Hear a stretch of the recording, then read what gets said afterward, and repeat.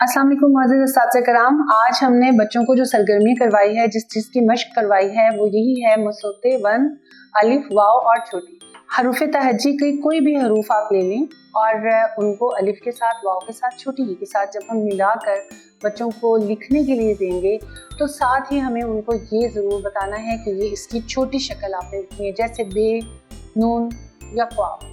इसकी छोटी शक्ल को हमने अलिफ के साथ मिलाना है। बे की छोटी शक्ल अलिफ के साथ मिलाएं तो बेलिफ बा।